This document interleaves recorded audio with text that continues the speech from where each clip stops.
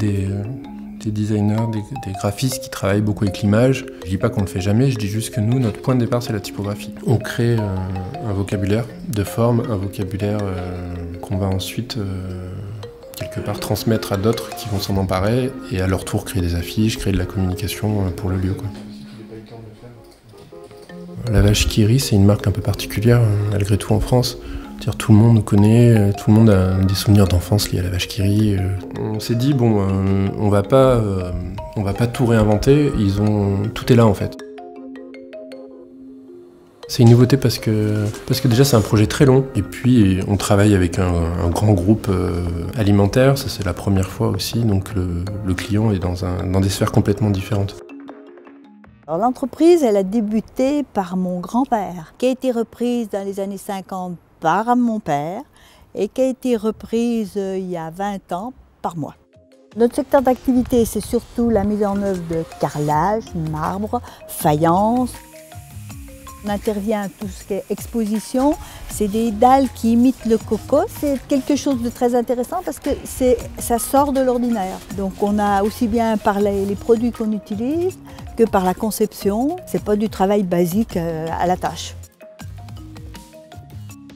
Notre société Barème réalise principalement des aménagements muséographiques. Notre principal travail, c'est de faire tout le mobilier nécessaire pour la présentation des œuvres.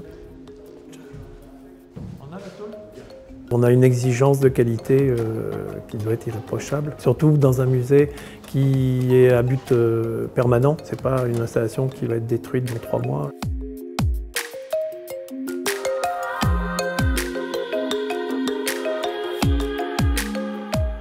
On est donc issu des arts appliqués, des arts décoratifs et autres. Donc essentiellement, en fait, on travaille en développement de matériaux et en fabrication d'objets spéciaux. L'occasion là de travailler pour la Maison de la Vache qui rit, c'était de travailler avec des collègues architectes qui s'appellent Encore Heureux, qui nous ont missionnés pour faire la conception d'une maquette expliquant les procédés de fabrication, transformation de la Vache qui rit. Et nous, ça enrichit un peu notre parcours et notre manière on va dire de réfléchir à les projets. Et plus on rencontre de gens on va dire d'univers différents, plus c'est intéressant pour nous.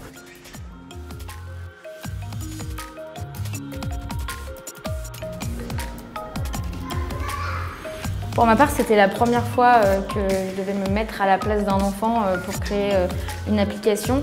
On n'est pas la cible, mais du coup, ça remet tout un peu en question et justement, on doit se poser les bonnes questions. Nous, notre objectif, c'était que les enfants soient vraiment en immersion dans l'histoire de la vache qui rit. Donc, on a créé, on va dire, un monde à part qui est toujours dans l'esprit, dans l'univers de la vache qui rit, mais spécialement pour les enfants, donc les explorateurs du temps.